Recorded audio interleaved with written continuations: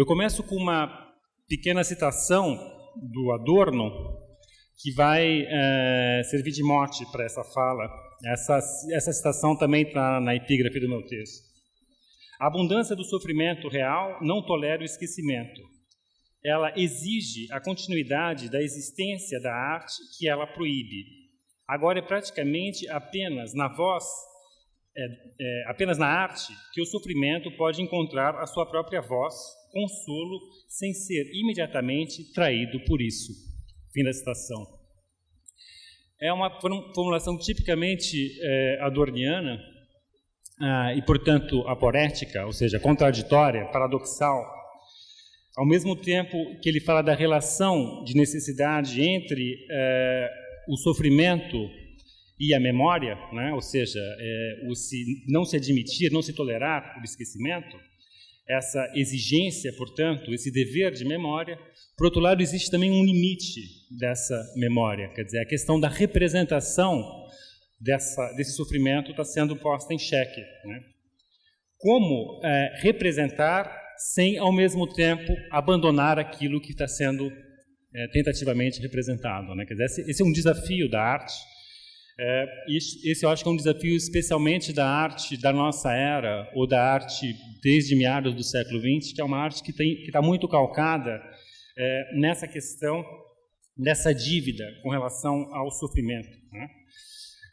Então, a gente pode pensar aqui numa espécie de teoria da fidelidade, né? Uma espécie de fidelidade necessária e impossível, né? E pensar, portanto, o espaço da arte e o espaço da reflexão artística como um espaço que o tempo todo a gente vai estar palmilhando um terreno que é marcado por essa impossibilidade. E, portanto, é um terreno que não tem respostas simples, né? Não tem respostas únicas. Daí a importância do conceito de constelação em pensadores como Adorno e o Benjamin, né? Eles não pensam conceitos únicos e fechados, mas eles pensam em constelações de ideias, né?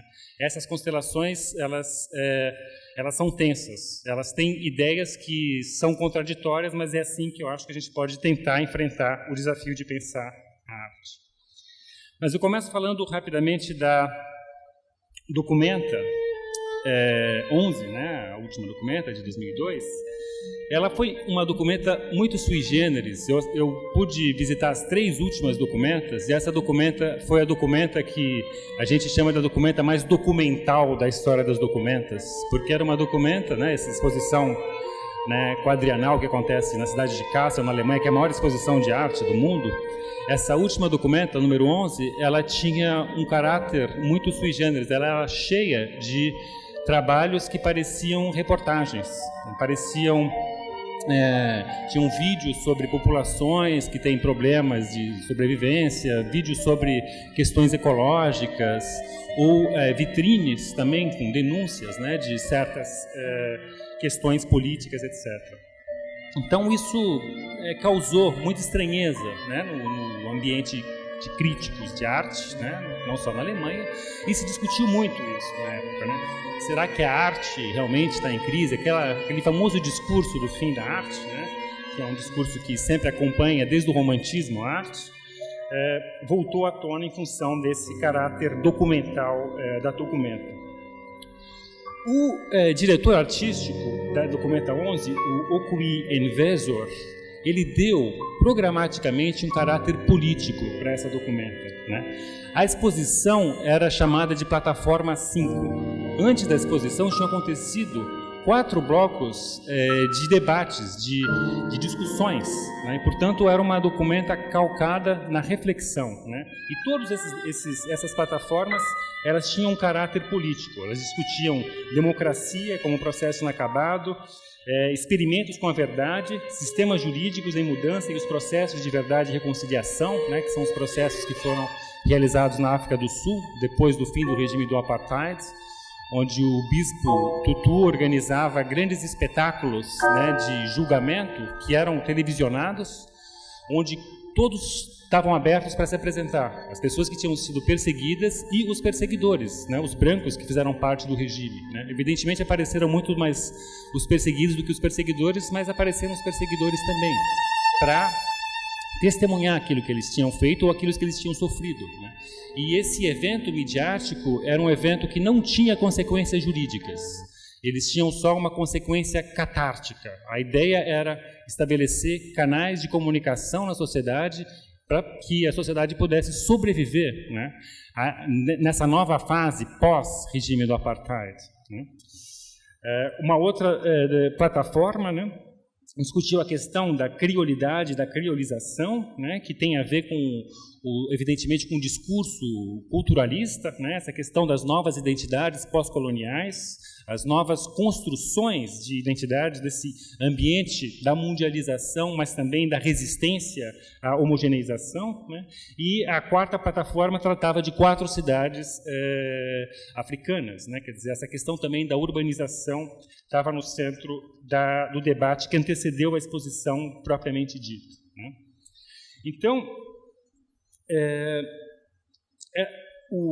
a ideia é pensar, a partir dessa documenta, né, algumas questões teóricas para a arte hoje em dia. Eu acho que essa plataforma 5, né, a exposição propriamente dita, ela é representativa do que acontece nas artes hoje em dia. Não que o Okwui Enwezor, né, ou seja, o curador geral da documenta, não tenha dado a marca dele. É óbvio, ele deu a marca dele e ele direcionou a escolha dos artistas num sentido, né? E as 4 plataformas anteriores também direcionaram a escolha num sentido. Mas, devido à importância dessa exposição, a repercussão, né, da documenta, a gente pode considerar ela como um evento que apresenta, de uma certa maneira, o que está acontecendo na arte na época em que essa documenta acontece, né? Então, uma das questões que fica evidente é que a arte contemporânea ela é muito marcada por questões que têm a ver com memória, né? Como eu falei, essa plataforma da criolização era uma plataforma que discutia a questão da memória, da constituição de novas identidades, de novos perfis grupais, nacionais, enfim, a partir dessa nova situação pós-colonial, né? A partir do estabelecimento de novos estados, da independência de estados africanos, e não só africanos, e, sobretudo, a partir também dessa dialética que a globalização desencadeou entre, por um lado, uma espécie de homogeneização, né, do mundo, que se torna todo capitalista, dentro desse pensamento liberal radical, e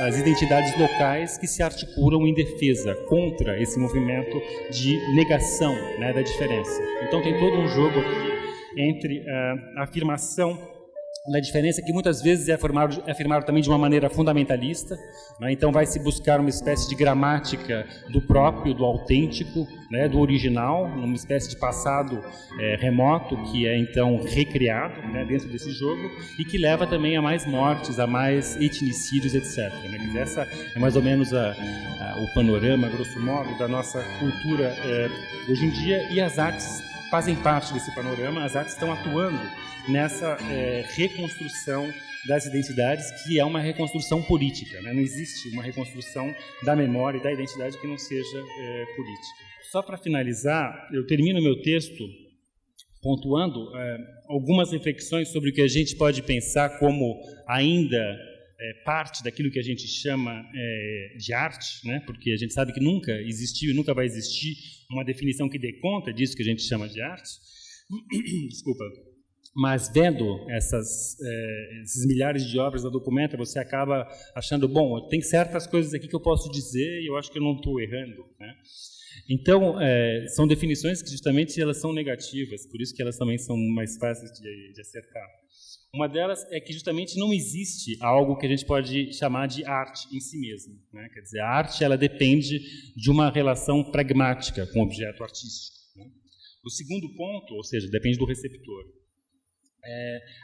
A arte continua significando, isso tem a ver com uma definição romântica de arte, mas eu acho que a gente está vivendo um momento de agonia dessa visão de mundo romântica, né, que foi criada no final do século XVIII, mas tem certos elementos românticos que ainda são válidos, eu acho, na nossa visão de mundo, né, ainda formatam a nossa visão de mundo, né?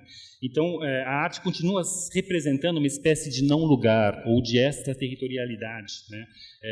Ela foge da prosa da vida, né, para utilizar esse conceito hegeliano, né? A arte é o outro, né? Quer dizer, é um espaço da liberdade, é um espaço do jogo, né? Não pensando nesse als ob ilusionista, né, mas pensando só nesse fora, né, nessa possibilidade de sair, né, nessa possibilidade também de autorreflexão, para lembrar novamente do conceito de médium, de reflexão benjaminiano e romântico. Um outro elemento é essa questão do signo, que é muito interessante. Existe uma espécie de uma utopia na arte contemporânea, na arte, sobretudo pós-Segunda Guerra Mundial, né, de busca de uma arte pós-sígnica, né? Na verdade, essa utopia, a gente pode, em termos de história da estética, remontar ao século XVIII, mas ela tem um novo caráter a partir da segunda metade do século XX, né? Que eu acho que a gente pode pensar isso, sobretudo, nessa grande presença e importância da performance, da arte do corpo, da dança na arte contemporânea, né? É justamente uma busca dessa arte que essa arte coisa, né? Desse elemento objetal da arte, né? Objetal e abjetal, né? O abjeto é justamente a negação do simbólico, né? Então é como se fosse o real lacaniano se manifestando, né? Mas a gente sabe que esses pequenos locais, né, de aparição do real, eles precisam do simbólico, e a arte não consegue deixar também de ser simbólica e de utilizar, por assim dizer, signos, né? Então a ideia, para mim, resumindo a tese central do texto, é que nessa documenta a gente pode estar percebendo uma série de características da arte desde que ficaram mais claras, né, desde o final da Segunda Guerra Mundial, né, ou seja, desde o momento pós-vanguardas, né, históricas e pós-corte traumático da Segunda Guerra Mundial. Por outro lado, existe um certo direcionamento, como eu falei, nessas obras da Documenta 11, em direção a essa questão do documental, né, do jornalístico quase, né?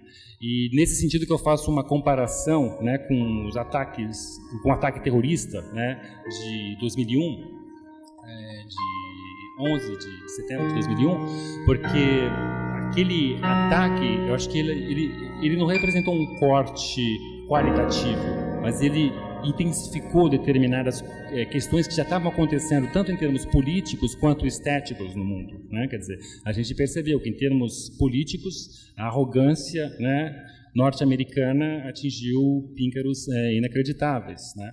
E a reflexão estética, o trabalho artístico que os artistas e as pessoas que pensam sobre a arte são pessoas que vivem, evidentemente, o mundo político também. Eu acho que também está relacionada com esse movimento, né? Quer dizer, existe essa politização também pode ser percebida, e essa aproximação, por assim dizer, da arte, desse elemento, desse real traumático, também eu acho que a gente pode tentar sustentar essa tese, né? Quer dizer, isso não significa que artistas que estejam trabalhando com coisas que não têm absolutamente nada a ver com isso devem se sentir frustrados porque eles não estão conseguindo entrar no mainstream. Não é nada disso. Eu estou tentando só pensar a estética hoje em dia, pensar a obra de arte hoje em dia e determinados conceitos, né? Quer dizer, eu acho que se a gente estuda a história da filosofia e da estética, é para a gente tentar compreender e discutir melhor, de preferência criticamente, sobre o nosso presente, né? Então foi mais ou menos essa a intenção nesse meu texto aqui.